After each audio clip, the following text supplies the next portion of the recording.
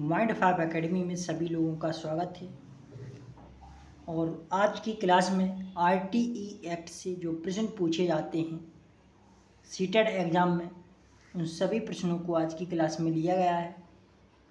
तो सभी लोग जल्दी से जुड़ जाएं, फिर क्लास स्टार्ट करते हैं।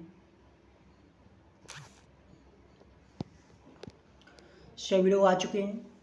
पहला प्रश्न देखें, निम्नलिखित संरचनाओं में से शिक्षा का अधिकार अधिनियम 2009 किसकी वकालत करता है? शिक्षा का अधिकार अधिनियम 2009 किसकी वकालत करता है?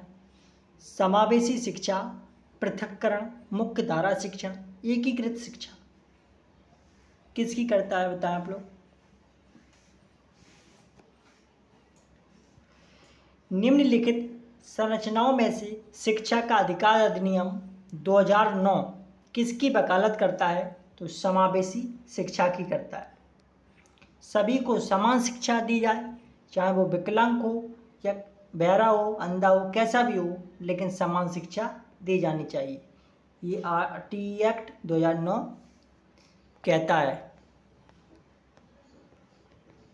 अगला प्रश्न है, यह विचारधारा है कि सभी बच्चों को एक नियमित विद्यालय व्यवस्था में समान शिक्षा प्राप्त करने का अधिकार हो। मुख्य धारा शिक्षा, विशेष शिक्षा, बहुल सांस्कृतिक शिक्षा, समावेशी शिक्षा, बताएं कौन सा ऑप्शन सही लग रहा आप लोगों को।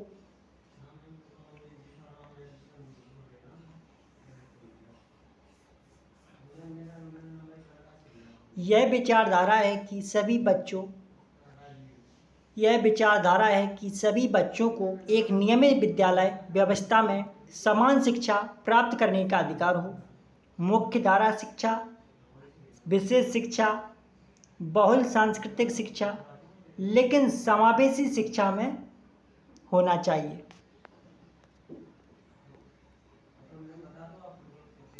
अगला प्रश्न, एक शिक्षक को क्या चाहिए बताएं। 4 ऑप्शन है, इसमें से कौन सा सही लग रहा आपको। एक शिक्षक को चाहिए कि वह विशेष संस्कृतियों समुदायों के बच्चों को बढ़ावा दे। ऐसा बिल्कुल भी नहीं।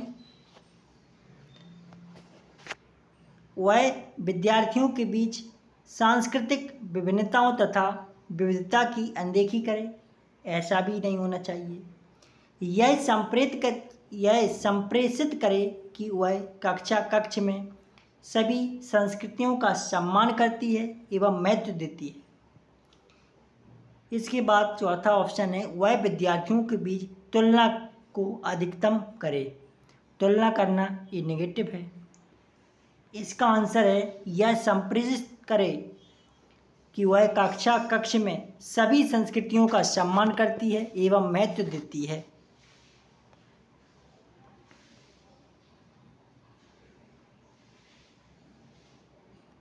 अगला प्रश्न, बच्चे प्रभावी रूप से सीखते हैं जब।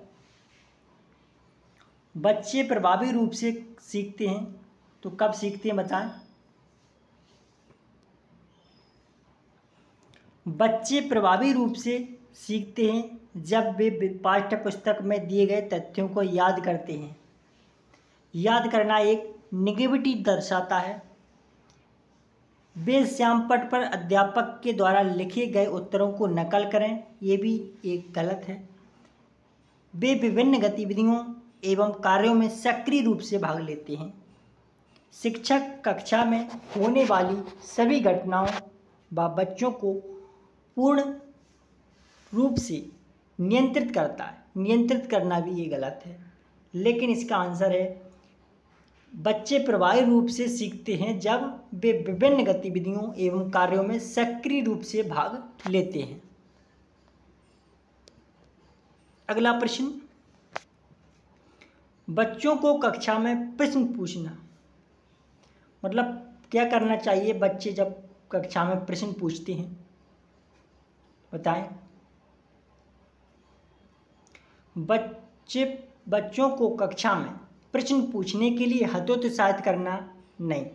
हतोत्साहित का मतलब हो तो रोकना। उसके बाद पूछने की अनुमति नहीं देना, ये भी एक गलत है। पूछने से रोकना, ये भी गलत है। लेकिन बच्चों को कक्षा में प्रश्न पूछने के लिए प्रेरित करना चाहिए।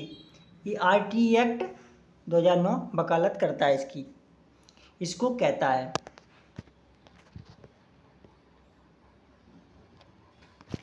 अगला प्रश्न है, निम्नलिखित में से कौन सी एक मुख्य प्रक्रिया नहीं है जिसके द्वारा सार्थक अधिगम घटित होता है? निम्न में से कौन सी एक मुख्य प्रक्रिया नहीं है जिसके द्वारा सार्थक अधिगम घटित होता है? पुनरावृत्ति एवं अभ्यास, निर्देश एवं संचालन, अन्वेषण एवं पारस्परिक क्रिया, कंठस्थीकरण एवं स्मरण। बताएं कौन सा नहीं है? निम्नलिखित में से कौन सी एक मुख्य प्रक्रिया नहीं है जिसके द्वारा सार्थक अधिगम घटित होता है? तो अन्वेषण एवं पारस्परिक क्रिया इसके द्वारा घटित नहीं होता।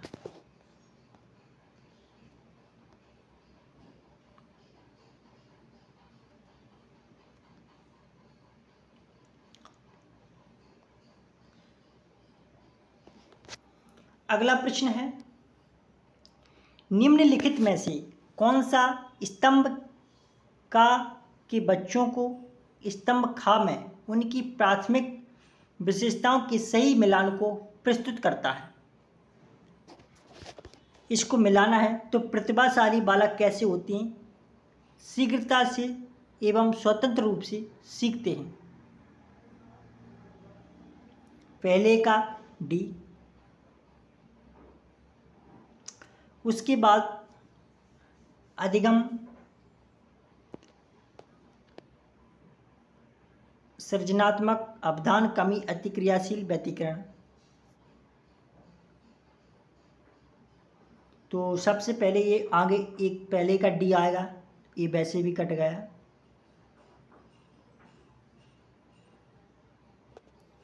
इसके बाद अधिगम मूल समाधानों के बारे में आसक्तता, सोच सकता है, धारा प्रवाह पढ़ने में कमी।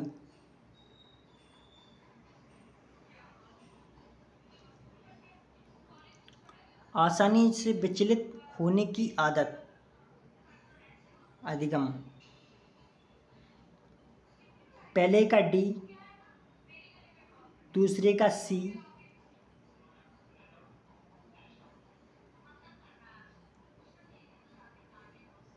दूसरे का C,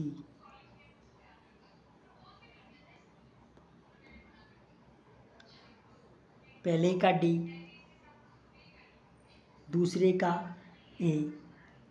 अधिगम कैसा है? धारा प्रवाह पढ़ने में कमी। इसके बाद सृजनात्मक, मूल समाधानों के बारे में आसक्तता, सोच सकता है। उसके बाद अवधान, कमी, अति सक्रियता, व्यतिक्रम। इसका पहला आंसर होगा।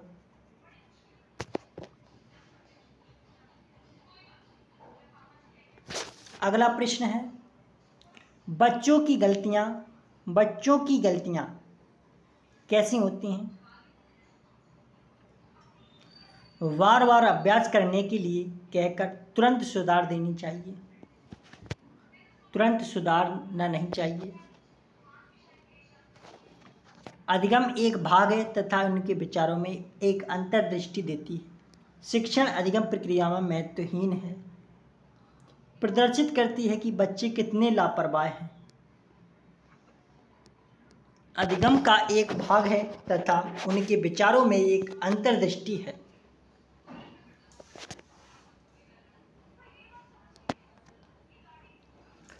मूल्यांकन को शिक्षण अधिगम प्रक्रिया का एक भाग होना चाहिए, केवल नंबरों के संदर्भ में करना चाहिए। वस्तुनिष्ठ प्रकार के लिखित कार्यों पर आधारित होना चाहिए, एक अलग गतिविधि के रूप में लेना चाहिए।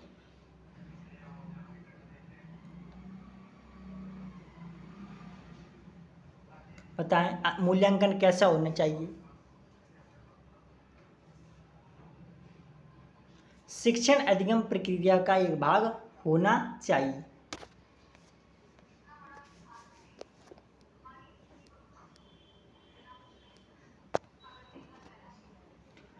संरचनात्मक दृष्टिकोण के अनुसार अधिगम है। अधिगम कैसा है? संरचनात्मक दृष्टिकोण के अनुसार अधिगम कैसा है बताएं। 4 ऑप्शन में से आपको कौन सा सही लग रहा है? जल्दी से कमेंट में डालें। संरचनात्मक दृष्टिकोण के अनुसार अधिगम एक निष्क्रिय एवं व्यक्तिपरक प्रक्रिया है। ऐसा नहीं, जानकारी के अर्जन की प्रक्रिया है। अनुभव के परिणाम के रूप में व्यवहार में एक परिवर्तन होने की प्रक्रिया है। एक सक्रिय एवं सामाजिक प्रक्रिया है। तो अधिगम कैसा है? एक सक्रिय एक सामाजिक प्रक्रिया है।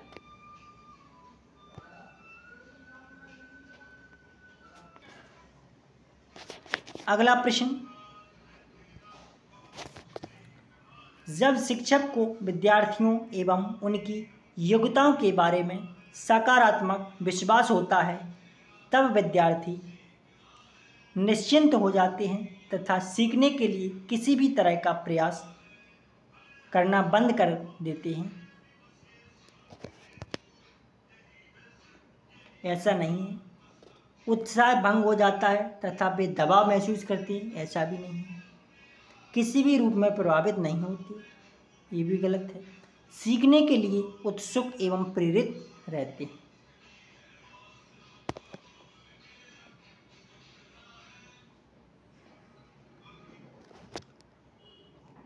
अगला प्रश्न, एक शिक्षक बच्चों को प्रभावी रूप से समस्या का समाधान करने में सक्षम बनने के लिए किस तरह से प्रोत्साहित कर सकती है? एक शिक्षक बच्चों को प्रभावी रूप से समस्या का समाधान करने में सक्षम बनने के लिए किस तरह से प्रोत्साहित कर सकती है? पाठ्य पुस्तक से एक ही प्रकार के प्रश्नों के उत्तर के अभ्यास के लिए उन्हें पर्याप्त मात्रा में अवसर प्रदान करके पाठ्य पुस्तक में दी गई सूचनाओं के कंठस्थीकरण करने पर बल दें। बच्चों को समस्या के बारे में सहजानुभूत अनुमान लगाने एवं बहु विकल्पों को देखने के लिए प्रोत्साहित करें। पाठ्य पुस्तक के सभी प्रश्नों को व्यवस्थित तरीके से समाधान लिखकर एक शिक्षक बच्चों को प्रभावी रूप से समस्या का समाधान करने में सक्षम बनने के लिए किस तरह से प्रोत्साहित कर सकती है? बच्चों को समस्या के बारे में सहजानुभूत अनुमान लगाने एवं बहु विकल्पों को देखने के लिए प्रोत्साहित करके। ये से बेस्ट आंसर इसका और पॉजिटिव आंसर सी है। सी इसका राइट आंसर है। अगला प्रश्न, वह विधियाँ जिनके प्रयोग में विद्यार्थियों की स्वपहल व प्रयास शामिल है, निम्न में से किसका उदाहरण है? बताएं किसका उदाहरण है? वह विधियाँ जिनके प्रयोग में विद्यार्थियों की स्वपहल व प्रयास शामिल है, निम्न में से किसका उदाहरण है? निगमनात्मक विधि, अधिगमकर्ता केंद्रित विधि, परंपरागत विधि, अंतर्वैयक्तिक बुद्धि। वह विधियाँ जिनके प्रयोग में विद्यार्थियों की स्वपहल व प्रयास शामिल है, निम्न में से किसका उदाहरण है? अधिगमकर्ता केंद्रित विधि का।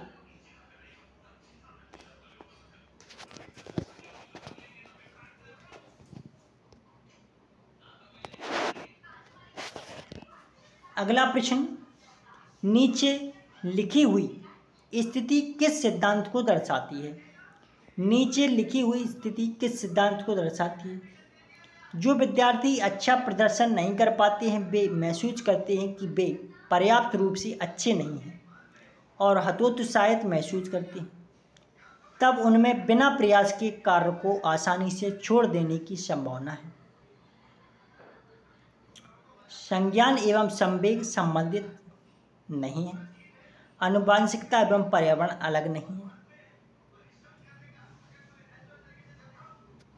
संज्ञान एवं संवेग अलग नहीं है।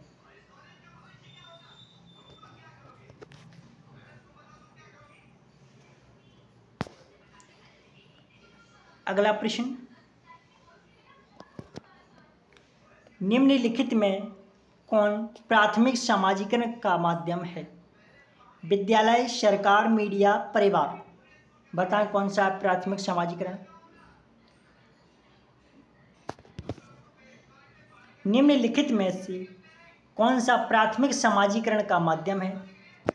तो प्राथमिक समाजीकरण का माध्यम एक परिवार है।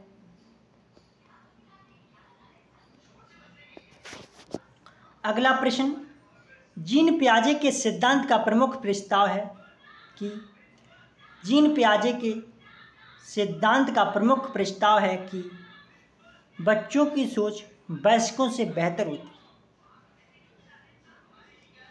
बच्चों की सोच मात्रात्मक रूप में वयस्कों से भिन्न होती है। बच्चों की सोच गुणात्मक रूप में वयस्कों से भिन्न होती है। बच्चों की सोच वयस्कों से निम्न होती है। जीन पियाजे के सिद्धांत का प्रमुख प्रस्ताव है बच्चों की सोच मात्रात्मक रूप से वयस्कों में भिन्न होती है, वयस्कों से भिन्न होती है।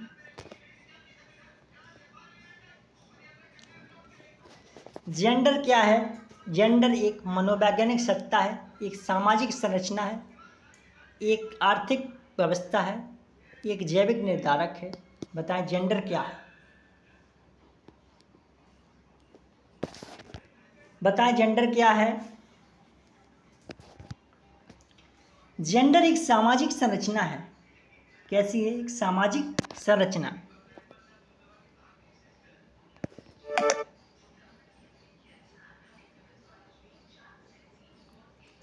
अगला प्रश्न है, निम्नलिखित में से कौन विकास के व्यापक आयामों की सही पहचान करता है?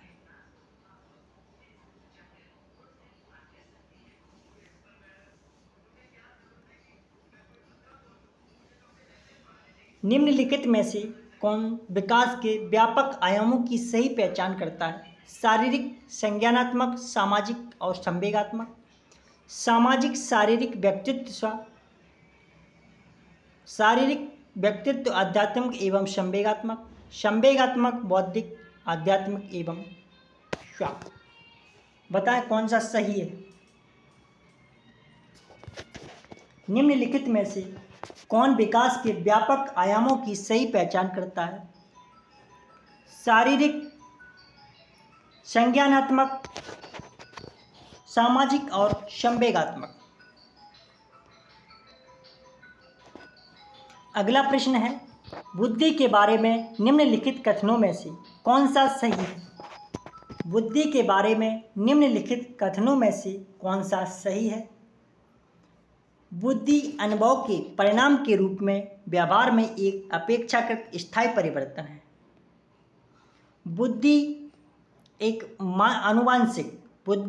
आनुवांशिक विशेषक है जिसमें मानसिक गतिविधियों जैसे स्मरण एवं तर्क शामिल होते हैं। बुद्धि बहुआयामी है जिसमें बुद्धि परीक्षणों के द्वारा पूर्ण रूप से परमेय न की जाने वाली कई योग्यताएं शामिल हैं। बुद्धि अभिसारी रूप से सोचने की योग्यता। इसका सी इसका राइट आंसर है। बुद्धि बहुआयामी है, ये गिलफोर्ड के अनुसार।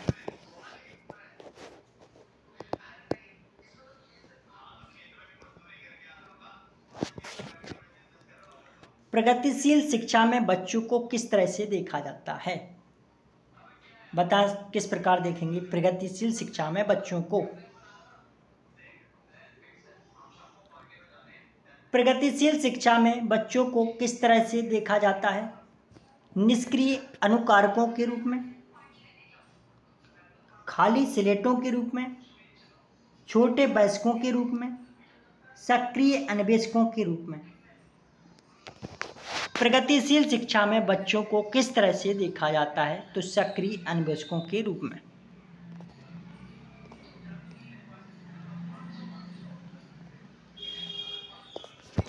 अगला प्रश्न है, लेव वाइगोत्स्की के अनुसार अधिगम कैसा है, बताएं।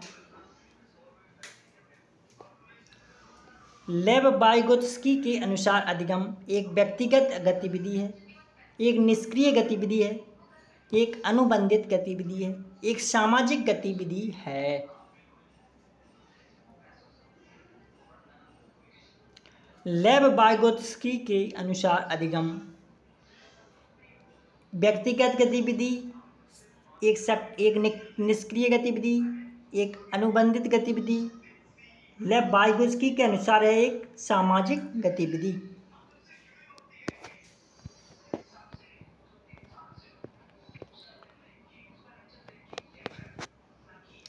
निम्नलिखित में से कौन सा पूर्व क्रियात्मक अवस्था काल के बच्चे को विशेषित करता है? निम्नलिखित में से कौन सा पूर्व क्रियात्मक अवस्था काल के बच्चे को विशेषित करता है? बताएं कौन सा करता है? निम्नलिखित में से कौन सा पूर्व क्रियात्मक अवस्था काल के बच्चे को विशेषित करता है? लक्ष्य निर्देशित व्यवहार, विलंबित अनुकरण, विचारों की अनुत्क्रमणिकता ये करती है।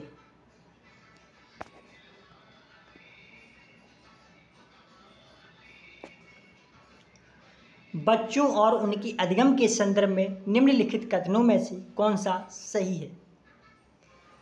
बच्चों को सीखने के लिए अभिप्रेरित तथा सीखने के लिए उनकी सक्षमता केवल आनुवंशिकता के द्वारा पूर्व निर्धारित है।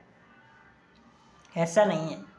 बच्चों की सामाजिक आर्थिक पृष्ठभूमि उनकी प्रेरणा एवं अधिगम सक्षमता को निर्धारित व सीमित करती है।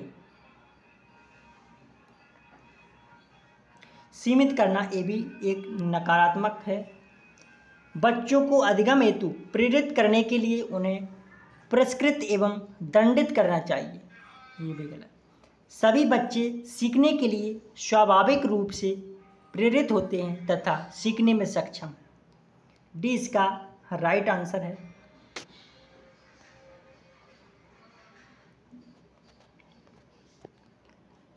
चालक विकास की दर में व्यक्तिगत विविधताएं होती हैं, फिर भी चालक विकास का क्रम किसकी ओर होता है? बताएं विकास के बारे में। चालक विकास की दर में व्यक्तिगत विविधताएं होती हैं, फिर भी चालक विकास का क्रम से अपरिष्कृत स्थूल से चालक विकास परिष्कृत सूक्ष्म चालक विकास तक होता है।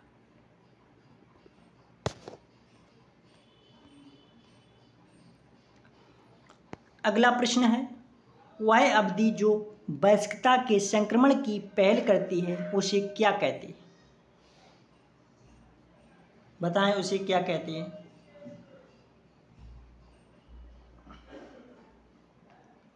वह अवधि जो वयस्कता के संक्रमण की पहल करती है उसे क्या कहते हैं? वह अवधि जो वयस्कता के संक्रमण की पहल करती है। मध्य बाल्यावस्था, पूर्व क्रियात्मक अवधि, बाल अवस्था की समाप्ति, इसे कहते हैं किशोर अवस्था। क्या कहते हैं? किशोर अवस्था।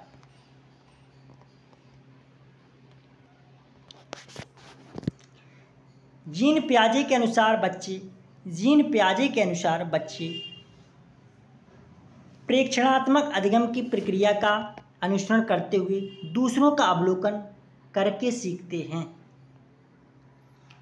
उद्दीपन अनुक्रिया संबंधों के सावधानीपूर्ण नियंत्रण के द्वारा एक विशेष तरीके से व्यवहार करने के लिए अनुबंधित किया जा सकता है, ऐसा भी नहीं। पुरस्कार एवं दंड के सिद्धांतों का प्रयोग करते हुए विशिष्ट तरीके से व्यवहार करना एवं सीखना सिखाया जा सकता है, ऐसा भी नहीं। ज्ञान को सक्रिय रूप से संरचित करते हैं जैसे जैसे वे दुनिया में व्यवहार कौशल का प्रयोग करते हैं तथा अन्वेषण करते हैं।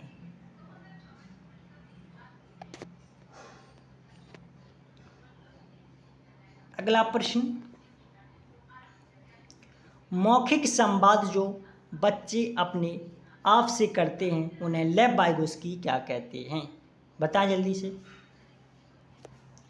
मौखिक संवाद जो बच्चे अपने आप से करते हैं उन्हें लेव वाइगोत्स्की क्या कहते हैं? अहम केंद्रित वार्ता, समस्यात्मक वार्ता, भ्रांति वार्ता, उसे कहते हैं बालक व्यक्तिगत वार्ता। कौन? लेव वाइगोत्स्की।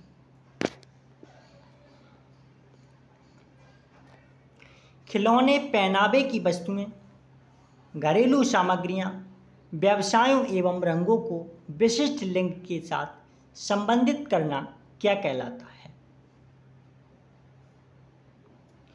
बताएं इसे क्या कहते हैं? खिलौने, पहनावे की वस्तुएं, घरेलू सामग्रियां, व्यवसायों एवं रंगों को विशिष्ट लिंग के साथ संबंधित करना क्या प्रदर्शित करता है? जेंडर रूढ़िवादिता।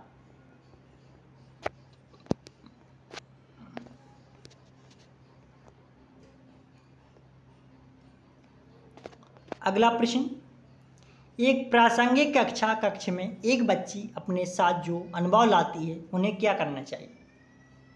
बताएं आप लोग क्या करना चाहिए उन्हें?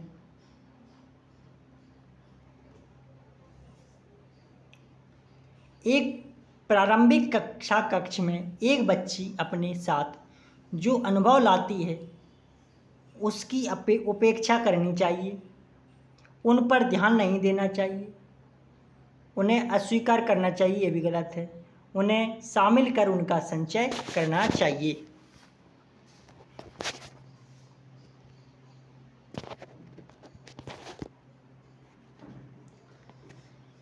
एक बच्चा तर्क प्रस्तुत करता है कि हिंज को दवाई की चोरी नहीं करनी चाहिए। वह दवाई जो उसकी पत्नी की जान बचाने के लिए ज़रूरी है, क्योंकि यदि वह ऐसा करता है तो उसे पकड़ा जाएगा और जेल भेज दिया जाएगा। कोहलबर्ग के अनुसार वह बच्चा नैतिक समझ की किस अवस्था के अंतर्गत आएगा? यांत्रिक उद्देश्य, अभिविन्यास, सार्वभौमिक नैतिक सिद्धांत, सामाजिक क्रम नियंत्रण, इसके भी नहीं। इसका जो आंसर है वो है दंड एवं आज्ञा पालन अभिविन्यास। पकड़ा जाएगा, उसको दंड मिलेगा। तो आज के 30 प्रश्न थे RTE एक्ट में जो पैडागॉजी प्रश्न पूछे जाते हैं उनसे संबंधित। तो माइंड5 एकेडमी चैनल को सब्सक्राइब करें आप सभी लोग, और अगली क्लास में फिर मिलते हैं। सभी लोगों को माइंड5 एकेडमी परिवार की ओर से, माइंड5 एकेडमी परिवार की ओर से सभी लोगों को बाय बाय, थैंक यू, धन्यवाद सभी लोगों को।